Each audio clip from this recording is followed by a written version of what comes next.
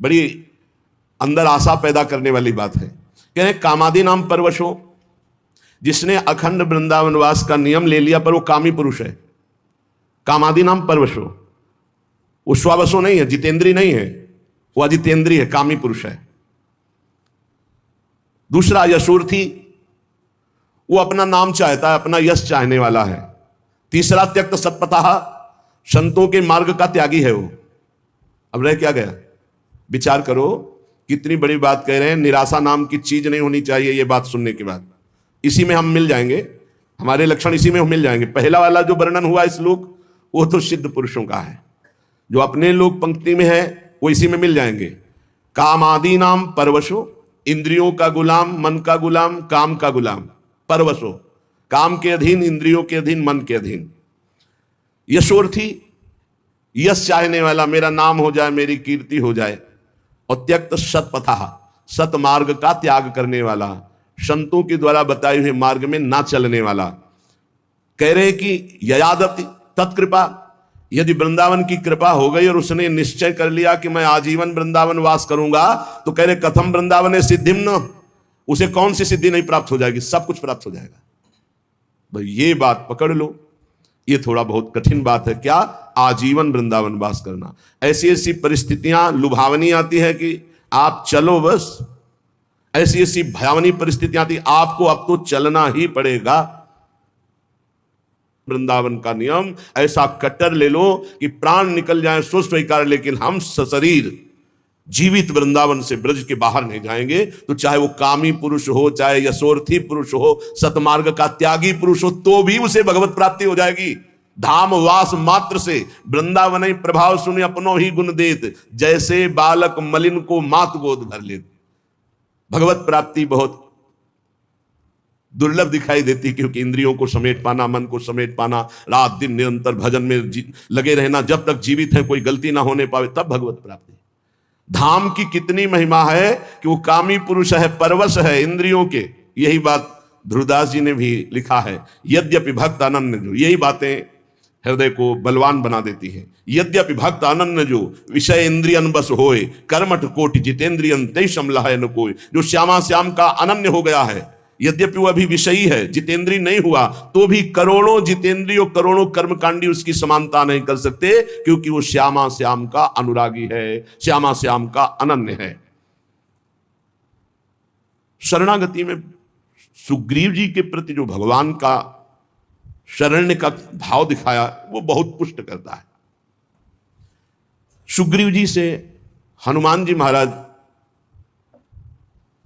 वो देखो जो राजकुमार, सुग्रीव जी तो कांप गए। उनको लगा कि वाली के द्वारा भेजे हुए, क्योंकि बाली यहां सापवश आ नहीं सकता, इसलिए वो सुरक्षित थे वहां।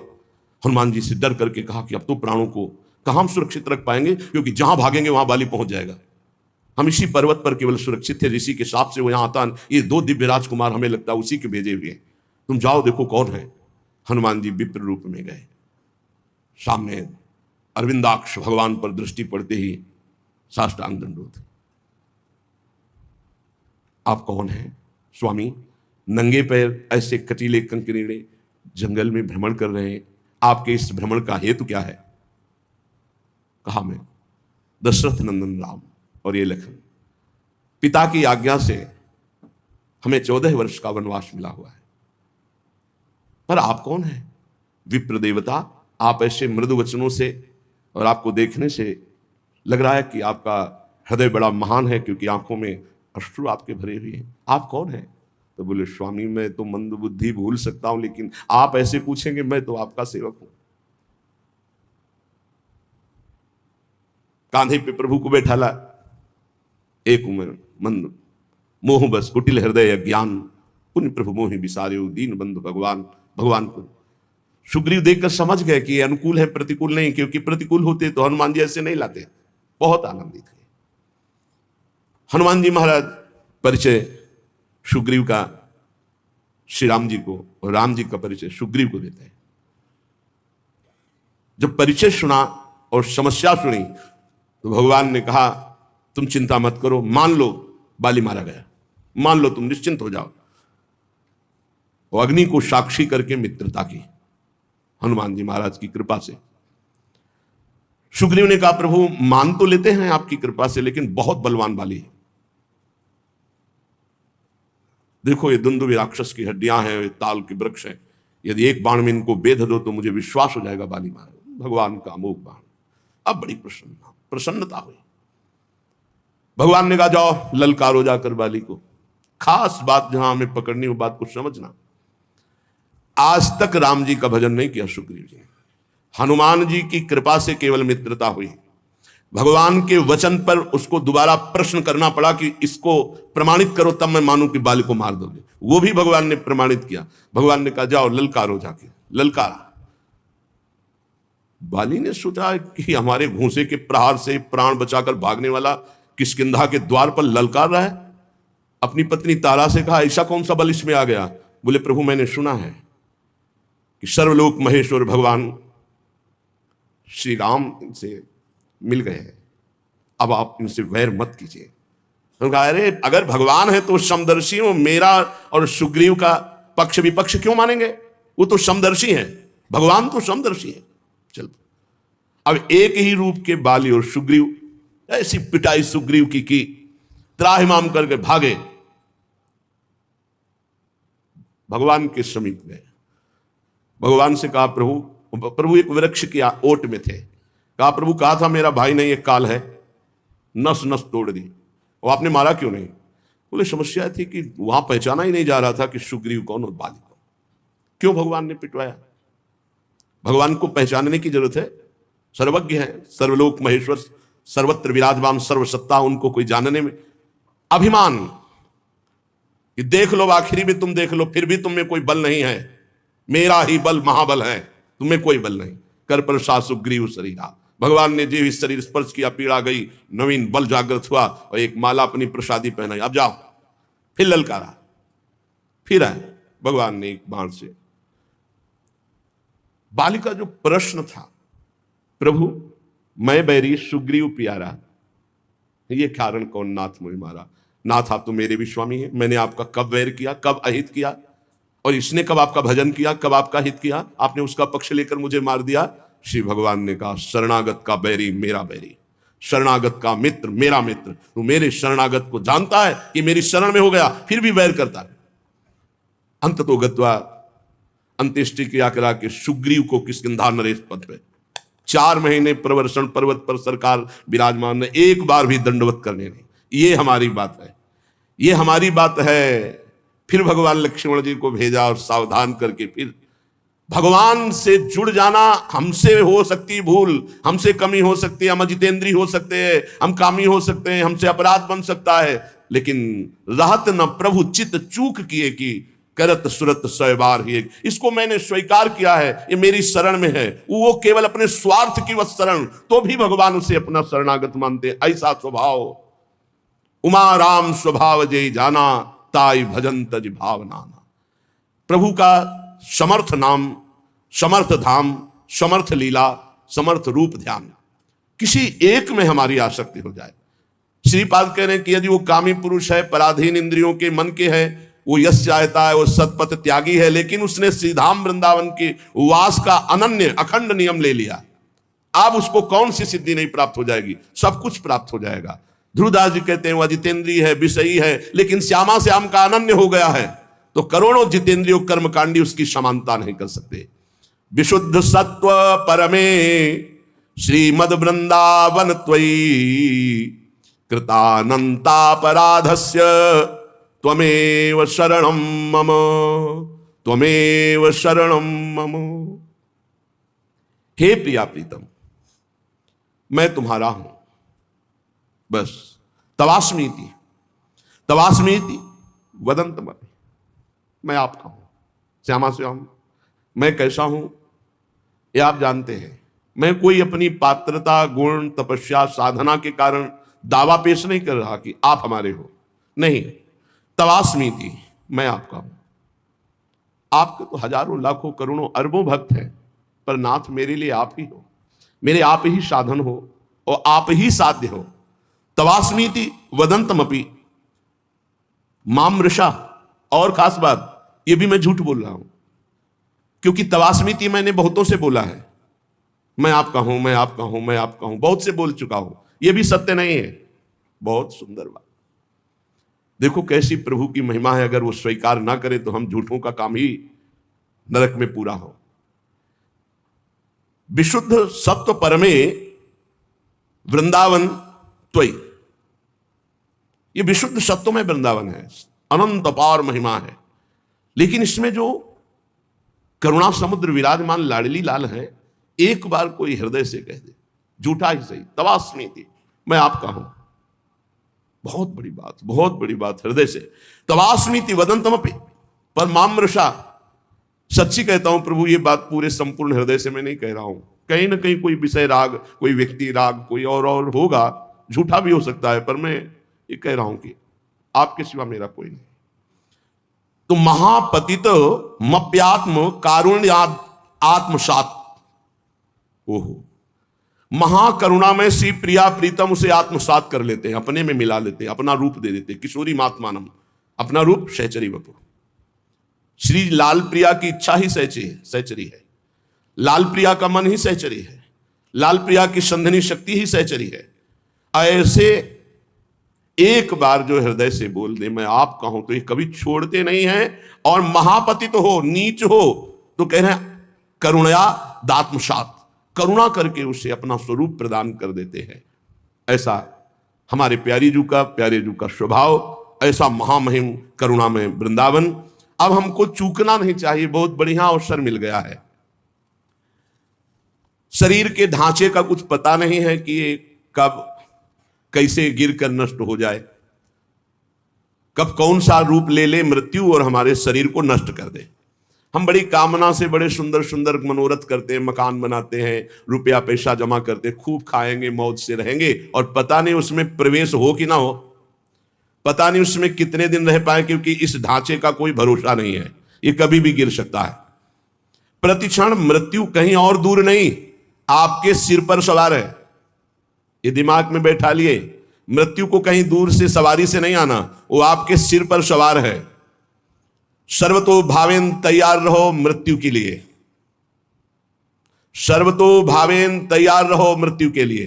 तैयारी क्या है? नाम जप, हर समय नाम जप। आप तैयार हैं। जो पहले से तैयार न थे, पछता पछता कर चले गए, हम तुम सबको जाना है, जाने की तैयारी कर लो। रहे न रावण समभिमानी, हिरण्याकश्यप संवरदानी, हम तुम सबको जाना है, जाने की तैयारी कर लो। जो पहले से तैयार न थे, पछता पछता कर चले गए। प्रतिक्षण मृत्यु सर पर सवार है, सर्वतो भावेन मृत्यु के लिए तैयार हो जाओ।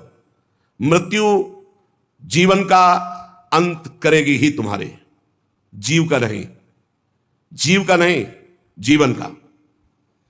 इससे जितना भजन कर लोगे तो तुम अपने स्वरूप का रहस्य जान जाओगे। मृत्यु शरीर को नष्ट करती, तुम्हें नहीं। यदि ये ज्ञान प्रबल जागृत हो गया तो मृत्यु की मृत्यु हो गई, निर्भय हो जाओगे। यदि ये बात ना हो तो प्रभु की शरण में हो जाओ तो निर्भय कर देंगे। एक ऐसी भूमा स्थिति जागृत हो जाएगी जहां मृत्यु का कोई भय नहीं है। अतएव सब तरह से सदा सर्वदा सावधान रहो। जीवन की एक एक श्वास मृत्यु निकाल रही तुम्हारे पास। जैसे 1 लाख श्वास है, अब गई तो माइनस होती चली जा रही। 1 साल की श्वासें निकल गई, लोग आनंदित होते हैं, हैप्पी बर्थडे, जन्मदिन में प्रसन्नता प्रकट करते हैं। नहीं, जिसकी रकम कम होती है वो शोकित होता जाता है। माल बहुत ऊंचा खरीदना है और रकम वैसे ही कम थी और वो भी खर्चा होती चली जा रही। माल खरीदना है भगवत प्रेम, जीवन मुक्तता, और वो रकम श्वास श्वास नाम जप, और वो श्वासें 1 वर्ष की खाली चली गई और हम हैप्पी बर्थडे मनावे। कैसी हमारी अज्ञानता है। मृत्युकालीन जिसका नाम चलता होता है, तो इस शुभ चिंतन के प्रभाव से वर्तमान में नाम चलता होता है, उसकी मृत्यु शुभ हो जाती है, बड़ा मंगलदायी मृत्यु होती है।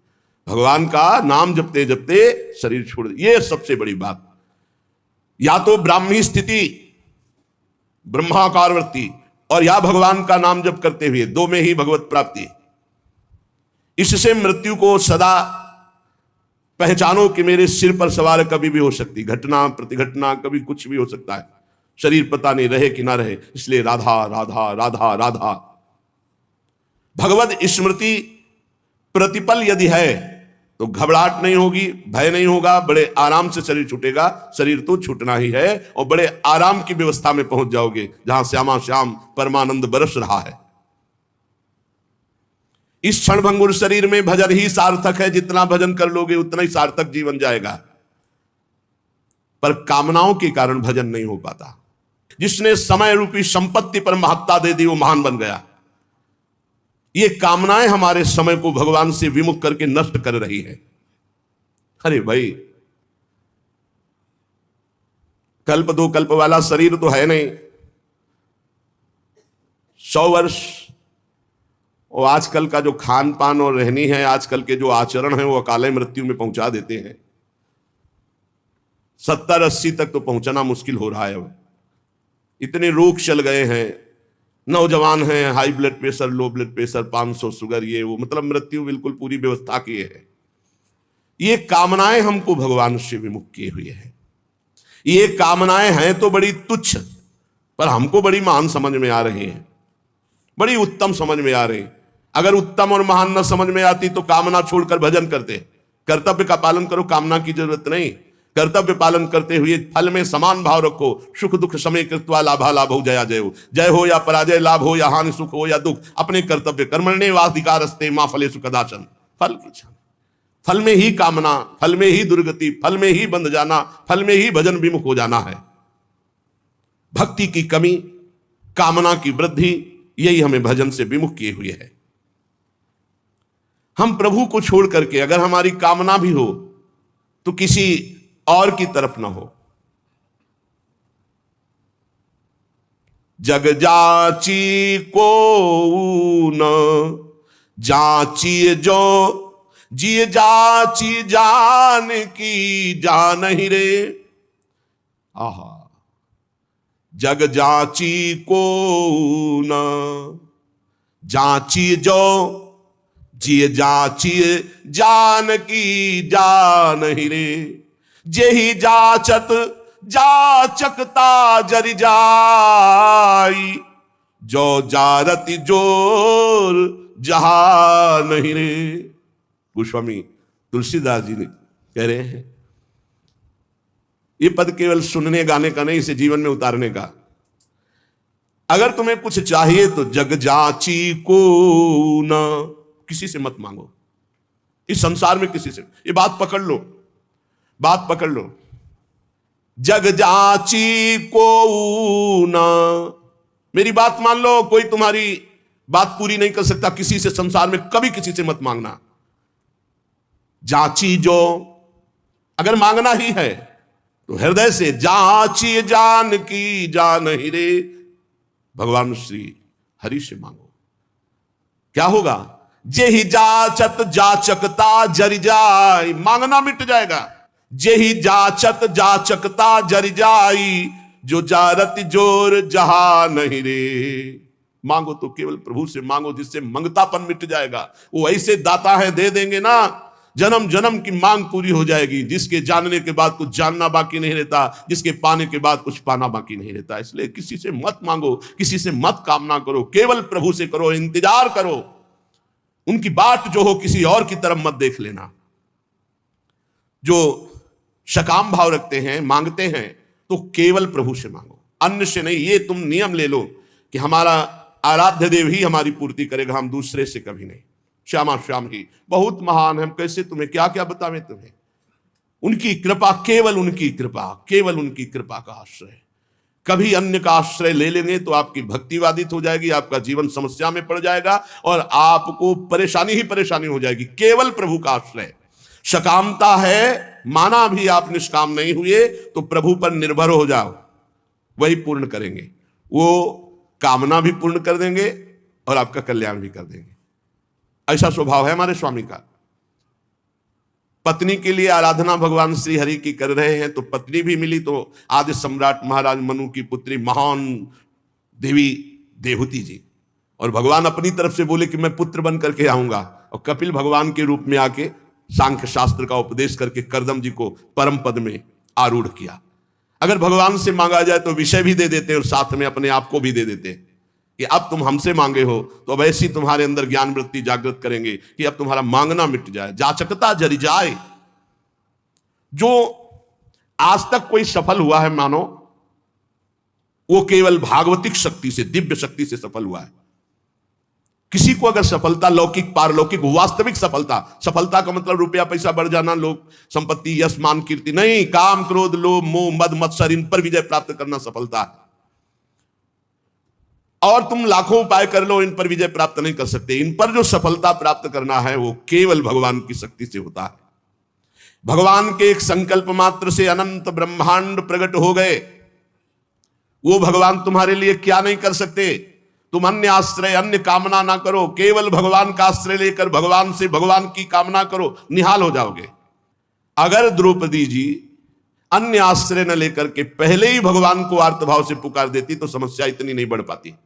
समस्या आई तो बहुत जगह मन फैला द्रौपदी जी का, पति हैं, भीष्म जी आदि हैं, हम बड़े बड़े बुजुर्ग जन हैं, भला ऐसा कैसे होने देंगे। और जब कोई नहीं रोका तो अपनी भुजा, अपना दांत का बल, यही सब बातें हमें भगवान से दूरी बनाए हुए हैं, समय की दूरी बनाए हुए। और जहां उन्होंने सब आश्रय छोड़ा और एकमात्र भगवान को पुकारा तो भगवान वस्त्रावतार हो गया।